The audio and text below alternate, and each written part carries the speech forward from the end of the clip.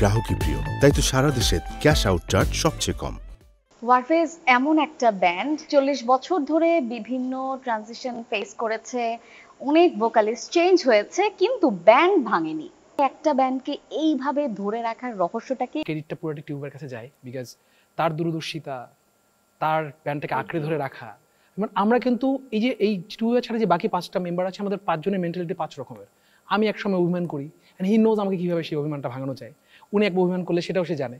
So যেটা হয় যে একজন লিডারশিপের যে ব্যাপারটা, যে সবার মনটাকে বোঝা, কার কোনটা দরকার, সেটা টিউবে ভালো জানেন। আসলে টিউব ভাই যদি ভোকালিস্ট হতো ব্যান্ডের, তাহলে হয়তো এই ঘটনাটা ঘটতো না। প্যারা কিন্তু ওনার উপর দিয়ে অনেক গেছে, হ্যাঁ, যেটা আমি অ্যাটলিস্ট লাস্ট 24 বছরে দেখেছি। একবার মেম্বার চেঞ্জ হয়, উনি কিন্তু ঠান্ডা মাথায়, হ্যাঁ, ব্যাপারটা প্রথমে হজম করে। আমরা হাউকাউ করি, হ্যাঁ, মেম্বার চেঞ্জ হইলো, কেন হইলো, বা কি করব এখন, হ্যাঁ, এবং উনি ক্যারিড দ্য টর্চ। ইউজুয়ালি আমরা দেখি ব্যান্ড থেকে বের হওয়ার পরে কিন্তু দেখা যায় অনেক কাদা ছোড়াছড়ি হয়, যেটা ওয়ারফেজের ক্ষেত্রে আসলে দেখিনি। ওয়ারফেজ থেকে বের হয়ে গিয়েছে জীবনের প্রয়োজনে, সিচুয়েশনের কারণে, বাট ওয়ারফেজকে নিয়ে আসলে কোনো নেতিবাচক কথা আমরা এই 40 বছরে শুনিনি। মানে এইটা কি, মানে আপনি আসলে কোন মন্ত্র পড়ে দিয়েছিলেন, এটা জানতে চাই। বিয়ের সময় যখন ছেলে পক্ষ বা মেয়ে পক্ষের ফ্যামিলি ব্যাকগ্রাউন্ড দেখে, আমরা কিন্তু এগুলো দেখি, ঠিক আছে, এগুলো দেখি, এবং তার সার্কেল, তার মেন্টালিটি সব কিছু কিন্তু তার আড়ালেই আমরা কিন্তু সব কিছু খোঁজ খবরগুলো নিই। কারণ একটা মানুষের বেসিক লাগবে, আমাদের সাথে মিশতে হলে, আগাতে হলে একটা বেসিক কেমিস্ট্রি লাগবে, স্কিল থাকতে হবে, ভালো মানুষ হতে হবে, ভালো ফ্যামিলি ব্যাকগ্রাউন্ড হতে হবে। এগুলো খুব ইম্পর্টেন্ট একসাথে চলার পথে। নগদের কাছে সব গ্রাহকই প্রিয়, তাই তো সারা দেশে ক্যাশ আউট চার্জ সবচেয়ে কম। ওয়ারফেজ ফ্যামিলি, এখন ওয়ারফেজ ডাইনেস্টি, এই জায়গায় আমরা যাচ্ছি। আমাদের 5 member, founder member, current member, guest member সবাই মিলে প্রায় 30-32 জন কাজ করে গেছে আমাদের সাথে। তা বিশাল একটা আমাদের মানে ফ্যামিলি বলো, ডাইনেস্টি বলো, এখন সব কিছু মিলিয়ে আমরা সবসময় প্রত্যেককে ওই সম্মানটা দেওয়ার চেষ্টা করেছি, ওই গুরুত্বটা দিয়েছি, ইম্পর্টেন্সটা দিয়েছি। সেই 40 বছর আগে আপনারাই প্রথম যারা কিনা বাংলা গানের মধ্যে মেটালিক ব্যাপারটা নিয়ে আসছিলেন। মানে ওই সময়ে, মানে এইটার এত বড়, মানে স্রোতের বিপরীতে যাওয়ার যে এই যে সাহসটা, আমি জানতে চাই এটা কিভাবে আসলো, বা কে আসলে বলেছিল যে আপনাদেরকে, যে মানে আইডিয়াটা কার ছিল? স্পেশালি কমল, মীর, নাইমুল, ওরা চিন্তা করেছিল আমরা হেভি মেটাল গান করব, বাংলা গান করব তা না, heavy metal, Led Iron Maiden, Scorpions, Black Sabbath, এগুলা কভার করব, এগুলা আমরা বাজাবো স্টেজে, এই এতটুকুই ছিল। তবে ব্যান্ড হওয়ার পরপরই তো বাকিটা চলে গেল। তারপর আমি প্রায় 1 বছরের কাছাকাছি সময় জয়েন করলাম ফার্ম হওয়ার পর ওয়ারফেজ। তারপর আস্তে আস্তে আমরা কভার গানগুলোই করতাম। কিন্তু যখন আমরা বাম্বার মেম্বার হলাম ওয়ারফেজ, বাম্বার এরশাদ পতনের পর 90-এর একটা কনসার্ট হচ্ছিল ঢাকা ইউনিভার্সিটিতে, তখন বাম্বার ব্যান্ডরা পারফর্ম করবে, আমাদেরকে পারফর্ম করতে দিতে চাচ্ছিল না, কারণ আমরা ইংলিশ গান করি, হ্যাঁ, এবং এটা পয়লা বৈশাখের কনসার্ট ছিল, ওখানে বাংলা গান করতে হবে। সো তখন আমাদের কোনো বাংলা গান নাই। শ্রদ্ধেয় মাকসুদ ভাই ছিলেন বাম্বার প্রেসিডেন্ট, উনি বলল, যদি বাংলাদেশে মিউজিক করতে চাও তোমাদেরকে বাংলা ভাষায় গান করতে হবে, নাহলে এটার কোনো বিকল্প নাই। সো তোমাদের হাতে এতটুকু সময় আছে, এর মধ্যে তোমরা 2টা করে হোক, 3টা করে হোক গান করো, বাংলা আজম খানের গান হলেও করো, কিন্তু বাংলা গান করো, নাহলে কিন্তু আসলে ব্যান করে কোনো অস্তিত্ব থাকবে না। সেই থেকে বাংলা গান করা, এবং যেহেতু আমরা কভার করতাম Led Zeppelin Black Sabbath, Iron Maiden, Scorpions, ABCD, হ্যাঁ, সো বাংলা গানগুলো আমরা ওই আঙ্গিকে আনার চেষ্টা করছি, বাংলা রক গান করব, হেভি মেটাল গান করব। ওইভাবেই বেসিক্যালি কমল, আমি, বাবনা, সঞ্জয় সবাই মিলে, রাসেল সবাই শুরু করি এভাবে। সিন্স আপনি শুরু থেকে ছিলেন, আপনার কাছে জানতে চাই আসলে ওয়ারফেজ নামটা কিভাবে আসলো? ওয়ারফেজ নামটা দিয়েছে আমাদের আরেকজন ফাউন্ডার মেম্বার মীর। ওই তখন তো স্করপিয়ন্স, লেড জ্যাপ একটা নামের ব্যাপার ছিল, একটা ওই রকিং ব্যাপার, ওইখান থেকেই নামটা এসছে। ওয়ারফেজ নামটার কিন্তু কোনো মিনিং নাই, ডিকশনারিতে এটার কোনো মিনিং খুঁজে পাবো না। সো এখন আমাকে জিজ্ঞেস করলে ওয়ারফেজ মানে কি, Warfaze Bangladeshi hard rock band, এটা ডিকশনারিতে থাকবে। এই ভাই, এইটা হলো বিষয়টা। আপনাদের সত্য অ্যালবামটা যখন রিলিজ হয় একটা সার্টেন টাইম আপনারা গ্যাপ দিয়েছিলেন, তারপর সত্য অ্যালবামটা রিলিজ হয় এবং ওই অ্যালবামটা ব্যাপক জনপ্রিয় হয়।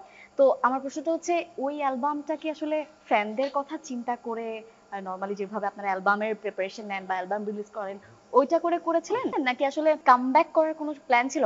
পথ চলাতে তোমাকে এবং অমানুষ দুটো নতুন গান ছিল, ওগুলো ব্যাপক সাফল্য পেয়েছে।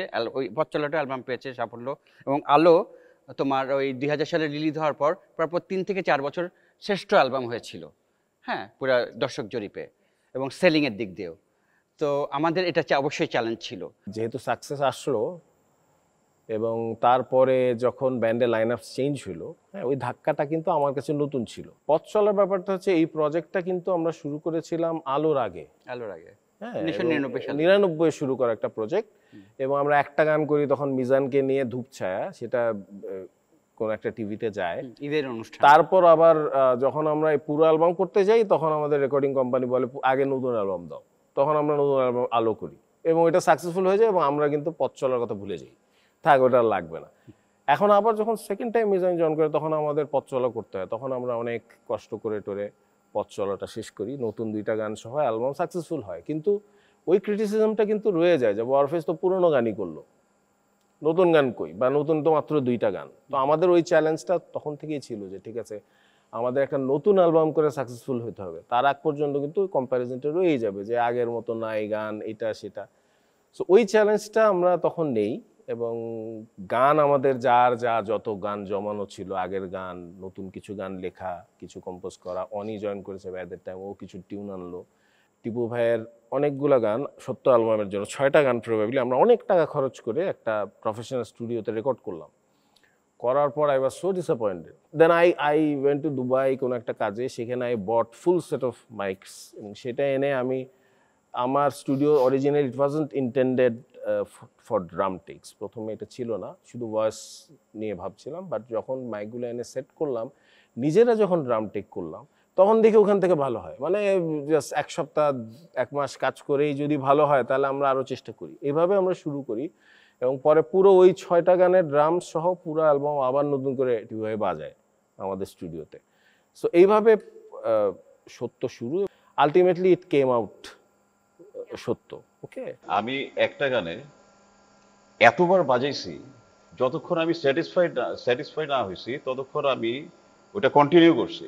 হ্যাঁ, আর সবচেয়ে বড় ব্যাপার ছিল যে তখন আমাদের সবারই একটা বাসায় হোম স্টুডিও ছিল। কর্ডের বিভিন্ন ডিফারেন্স আপনারা ব্লেন্ড করছেন, মানে ম্যাচ করছেন, মানে এইটা আসলে তো ডেফিনেটলি চ্যালেঞ্জিং। তো কোনো পার্টিকুলার কোনো ট্রিক কি আছে? যেটা দেখে ট্রিক লাগে ওটা আসলে আমরা 100টা জিনিস ডিসকার্ড করার পর তারপরে ভালো জিনিসটা পাই। ক্রোমেটিক স্কেলটা শিখলে সব পাওয়া যায়। কখনো কি আপনারা মানে এইটা ভেবেছিলেন যে এইভাবে 4টা জেনারেশনকে আপনারা এইভাবে উদ্বুদ্ধ করবেন? আসলে মিউজিশিয়ানরা তো আসলে গিভার হয়, আসলে দিতেই আসে পৃথিবীতে, আমার যেটা মনে হয়, যারা আসলে মিউজিক করে। আমার মনে হয় না যে ওয়ারফেস যখন শুরু করেছে তখন 4 জেনারেশনকে গান দিব এরকমভাবে শুরু করেনি। আমার মনে হয় জীবন অনেক কিছু শেখায় এবং টিপু ভাইদেরকেও সেটা শিখিয়েছিল, সেই জন্য এরকম অবাক ভালোবাসা গান বেরিয়েছে, একটি ছেলে বেরিয়েছে। এখন আমরা যখন গান করি, আমি আমার গানগুলো যখন করি বা শামসু যখন করে, তখন আমাদের জীবন থেকে নেওয়া প্রত্যেকটা গান আমরা করার চেষ্টা করি। সো মিউজিকটা তো শেয়ারিং এর ব্যাপার। আমরা করি হলো ভালো গান, যেটা যুগের পর যুগ বেঁচে থাকবে। আমরা চাই যদি 10টা গান থেকে 10টা বিগ সং হতে হবে, কারণ প্রত্যেকটা গানই আমাদের সন্তানের মতো। পলাশ ভাই এক ধরনের গান করেন, ওনার স্টাইল একটা, বালাম ভাইয়ের স্টাইল ছিল আরেকটা, মিজান ভাই, সঞ্জয় দা কিংবা বাবনা ভাই সবার আলাদা। এবং ওয়ারফেজ এটা বলেনি কখনো যে পলাশ আপনার গেতে হবে আপনার আগে যিনি ছিলেন তার সাথে মিলিয়ে গেতে হবে, বা ওই টাইপের খুঁজেও নেই এখানে একটু ওয়ারফেজ। ছোট্ট করে একটা জিনিস আমি অ্যাড করতে চাই। আমরা আমাদের স্বকীয়তা নিয়ে হয়তো এসেছি, কিন্তু তারপরও এই যে এখন সেই সাউন্ড, যেটা আমি ব্যক্তিগতভাবে আমাকে যেভাবে শুনতে পাওয়া, যেটা আসলে আমার একার ক্রেডিট না। সঞ্জয় কখনো বালাম হতে পারবে না, হ্যাঁ, পলাশ কখনো সঞ্জয় হতে পারবে না, বা মিজান কখনো বাবনা হতে পারবে না। এগুলো বিষয় আছে এবং আমরা এটা চাইও না। এক্স্যাক্টলি, আমরা এটা কখনোই চাই না। ওর যে বেস্ট ব্যাপারটা আছে সেটা আমরা সবাই টিম ওয়ার্ক করে বার করব, এবং এটা সময় দিতে হয়। এই সময়টা দিয়েছি বলে আজকে আমরা সময় টিভিতে। ওয়ারফেজ যখন দেখবেন, please don't look at me, look at the band. Not just Warfaze, music kora itself is a challenge for me, and sound engineering জিনিসটা আমি কখনো ভাবি নাই যে আমি করব বা পারবো ইভেন, বাট চেষ্টা করে গিয়েছি এবং এখনো চেষ্টা করে যাচ্ছি। 10 বছর চেষ্টা করার পরে ফাইনালি একটা জায়গায় আসতে পেরেছি, এবং ওটা দিয়ে আমার মনে আছে যে করোনার সময় আমরা একটা গান প্রডিউস করেছিলাম যে যা ঘরে বসে, সেটা ছিল একটা যেদিন সত্য অ্যালবামের যেদিন গানটা শামস ভাইয়ের লেখা। ওই গানটা আমরা কমপ্লিটলি রিমেক করি এবং রিকম্পোজ করে। গানটা অরিজিনালি শুধু পিয়ানো, বেইজ এবং ভোকাল ছিল। অ্যান্ড করোনার সময় যে যার বাসায় বসে বসে আছি, তো সবাই সবার পার্ট রেকর্ড করে আমাকে পাঠায়, আমি ওটাকে প্রডিউস করি, এবং প্রডিউস করে ওটা যখন আমরা ইন্টারনেটে রিলিজ করি, ওটার বেশ ভালো রেসপন্স আসে। তখন টিপু ভাই আমাকে বলে যে না, সিরিয়াস হও, তুমি চেষ্টা করলে পারবা। এবং ওনার এই উৎসাহ থেকেই আমি মেইনলি আমার এই প্রডিউসিং এর যাত্রাটা শুরু হয়েছে। জীবনের সেরা কনসার্টের কথা যদি মনে করতে চান কখনো, এই মুহূর্তে আসলে কোন কনসার্টটা মনে পড়ছে? আমাদের 2টা রিউনিয়ন কনসার্ট, হ্যাঁ, যেটা আসলে আমাদের সবার জন্য প্রচণ্ড মেমোরিয়াল। একটা 25 ইয়ার্স অ্যান্ড 30 ইয়ার্স, এই 2টা কনসার্টেই একদম এক্স মেম্বারদের আসা, তাদের সাথে আমাদের প্র্যাকটিস এবং লম্বা লম্বা প্র্যাকটিস সেশন। ইউজুয়ালি ওয়ারফেজ 15 দিন প্র্যাকটিস করে না, এইসব শোর জন্য আমরা 15 দিন প্র্যাকটিস করেছি। সো এগুলো অনেক ধরনের মেমোরি তৈরি করেছে। আমরা তো আমাদের মতো পারফর্ম করি সে সাথে, এবং ওই কনসার্টে আমাদেরকে দেখার জন্য, এই কনসার্ট দেখার জন্য প্রচুর লোক চলে এসেছিল, এবং এক পর্যায়ে কনসার্ট বন্ধ ছিল। হ্যাঁ, বন্ধ ছিল, বাইরের থেকে না ঢুকতে পেরে ইট মারছিল, অনেকের মাথাও ফেটে গিয়েছিল। ওই মাথা ফাটা নিয়ে লোকজন ওয়েট করছিল আমাদের কনসার্ট দেখার জন্য। ওই কনসার্টে আমরা ছিলাম হাইয়েস্ট পেইড ব্যান্ড ওই সময়। এই যে যারা আপনাদের দেখে অনুপ্রাণিত হয়ে মিউজিককে ভালোবেসে মিউজিক করছে, তাদের জন্য কি আপনাদের কোনো প্ল্যান আছে কিনা? আমরা কিন্তু আমাদের মধ্যে জিনিসপত্র রাখতে চাই না, আমরা আমাদের নলেজগুলো ট্রান্সফার করতে চাই, এবং আমরা চাই মিউজিক সিনারিও বাংলাদেশে, band music scenario, total music scenario আরও যেন ডেভেলপ করে। আমাদের পক্ষে যতটুকু সম্ভব নলেজ ট্রান্সফার করা, আমাদের এক্সপার্টিস ট্রান্সফার করা, সেটা আমরা চেষ্টা করে যাচ্ছি। ব্যান্ড মিউজিককে জাতীয় পর্যায়ে আপনারা প্রেজেন্ট করছেন, ইন্টারন্যাশনাল পর্যায়ে আপনারা ব্যান্ড মিউজিককে রিপ্রেজেন্ট করছেন, বাংলাদেশের মিউজিককে রিপ্রেজেন্ট করছেন, কিন্তু জাতীয়ভাবে আপনাদের কোনো রেকগনিশনের ব্যাপারটা নিয়ে আপনারা কখনো ভেবেছেন কিনা? ইয়েস, এটা নিয়ে একটু কথা বলতে চাই। সেটা হলো বাংলাদেশ মিউজিক্যাল ব্যান্ডস অ্যাসোসিয়েশন, বাম্বা বর্তমান সহসভাপতি আমি, হামিন আহমেদ সভাপতি। তা আমাদের এবং যারা যারা সিনিয়র মেম্বার আছেন, সব কিছুই আছেন, আমরা এই ব্যাপারটা নিয়ে চিন্তা করেছি, এবং সামনেই আমাদের এগুলো নিয়ে যথাযথ কর্তৃপক্ষের সাথে আলাপ আলোচনা আছে। আসলে যখন খুব স্যাড বাট ট্রু, যখন কোনো মন্ত্রণালয় বা কোনো জায়গায় কোনো সরকারি অনুষ্ঠান হয়, নজরুল সঙ্গীত হলে নজরুল সঙ্গীতের খাত আছে, রবীন্দ্রসঙ্গীত আছে, আধুনিক আছে, ফোক আছে, লালন আছে, কিন্তু ব্যান্ড মিউজিককে দেওয়া হয় অন্যান্য। মানে এটা খুব দুঃখজনক, এই খাতগুলা বা এই ব্যাপারগুলা। সো এই রেকগনাইজেশনটা আসলেই দরকার। ইভেন একাডেমিক কারিকুলামেও কিন্তু নেই, না, বিভিন্ন না। ইউনিভার্সিটিতে মিউজিক ডিপার্টমেন্ট আছে কিন্তু নেই। স্বাধীন বাংলাদেশ পাওয়ার আমাদের ব্যান্ডের ফর্মেশনটা খুব কাছাকাছি সময়, 13 বছর পরে যেই সময় ব্যান্ডটা দাঁড়াচ্ছিল বা যে সময় ব্যান্ডটা ফর্ম হয়েছিল, তখন কিন্তু একটা অর্থনৈতিকভাবে ভঙ্গুর একটা দেশ কেবল দাঁড়ানোর চেষ্টা করছে, স্বৈরাচার বিরুদ্ধে আন্দোলন হচ্ছে। Rock music itself the expression of movement, expression of protest বলেন, আপনার যে অসঙ্গতি আছে সমাজের, এবং সেটাই ওয়ারফেস কিন্তু বলে গেছে। ওয়ারফেস অসামাজিক গানটা কি নিয়ে, জীবনধারা কি নিয়ে, আমার এক্স্যাক্টলি স্বাধিকার কি নিয়ে। তো আমার কাছে যেটা মনে হয় যে ধরেন একটা ফান্ডরাইজিং এর বড় কনসার্ট যখন হয়, ফ্লাড এইড অথবা যে কোনো কিছু, যে কোনো ক্যাটাস্ট্রফি যখন একটা এরকম ফান্ডরাইজিং এর হয়, সেটার জন্য কিন্তু ব্যান্ড মিউজিক ইজ দেয়ার। যে ফান্ড রেজটা হয় সেটা কিন্তু অন্য কোনো, আই ডোন্ট বিলিভ যে অন্য কোনো সঙ্গীতে এইভাবে এরকম অ্যারেঞ্জমেন্ট সম্ভব না। সো আমার কাছে মনে হয় যে এই চেঞ্জটাও আসবে, কারণ জেনারেশন তো বদলায়। হয়তোবা যারা এখনো ব্যান্ড সঙ্গীতকে, বাংলা ব্যান্ড সঙ্গীতকে আপন করতে পারে নাই, আমার মনে হয় একটা সময় আসবে যখন ওই মানুষগুলো থাকবেন না, তখন নতুন চিন্তা আসবেন। ফরচুনেটলি অর আনফরচুনেটলি গত 10-20 বছরে যদি এক্সট্রাঅর্ডিনারি মিউজিক্যাল ওয়ার্ক আমি দেখি আমাদের দেশে, তাহলে কিন্তু সবচেয়ে বেশি কন্ট্রিবিউশন আমি বলবো ব্যান্ড মিউজিশিয়ানদের। শুধু ব্যান্ডে না, ব্যান্ড এবং ব্যান্ডের বাইরে ফিল্মে বলো, বা তুমি অন্য জায়গায়, সব জায়গায় লিরিকে বলো, টিউনে বলো, ব্যান্ড মিউজিশিয়ান কোনো না কোনো ভাবে ব্যান্ডের সাথে জড়িত ছিল বা এখনো আছে, এরকম মিউজিশিয়ানরা কিন্তু কাজ করছে। তো সেটা কিন্তু খুব বড় একটা ব্যাপার, তাই না? ব্যান্ড মিউজিশিয়ান হিসেবে আমাদের মূল কাজ তো গান বানানো, গান পারফর্ম করা, এর বাইরে বাকি তো সব রাজনীতি। ওয়ারফেস কি আসলে এর পরেও কোক স্টুডিওতে যেমন আমরা দেখেছি ধামাকা, এরকম আরো কোনো হতে পারে, সেটা কোক স্টুডিওর সাথে হতে পারে, নিজেরাই কোনো রেন্ডিশনের কোনো প্ল্যান আছে কিনা, বা নতুন করে আর কি কি প্ল্যান আপনারা করছেন, আপনাদের আপকামিং প্রজেক্টস কি? 40 বছর উপলক্ষে আমরা আসলে দেশে এবং দেশের বাইরে বেশ কিছু কনসার্ট করার প্ল্যান আছে আমাদের, ওগুলা নিয়ে আগাচ্ছি। সেই সাথে নতুন গান, নতুন অ্যালবাম তো আসবে। এখন মেনলি সামির হাফিজ আমার সাথে কাজ করছে প্রডিউসিংয়ের কাজগুলা। সেই সাথে আমরা সোমেন দাসকে পেয়েছি, he is also very good composer. এবং আমাদের এখন হারমোনাইজ সেকশন ব্যান্ডে এখন ও, সামির, শামস, পলাশ আছে, আর আমরা মাঝে মাঝে তো এখন হারমোনিয়াম সেকশনটা ফাউন্ডেশন, হ্যাঁ বুঝতে হবে, না বলি তো ওই এখন সুন্দর আমরা একটা আউটপুট দিতে পারি, যদি সাউন্ডটা ভালো হয়, সুন্দর সবাইকে মিলে একটা আউটপুট দিতে পারি, সেটা আসলে আমাদেরও ভালো লাগে, আসলে বিশ্বাস করি দর্শক শ্রোতাদেরও ভালো লাগে।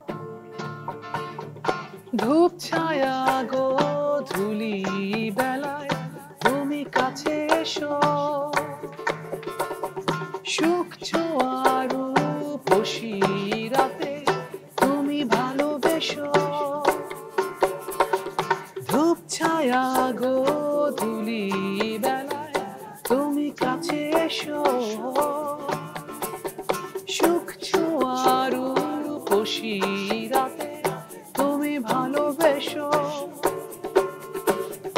তুমি ভালোবেসো শুধু আমাকে হৃদয়ে ধরে রেখো।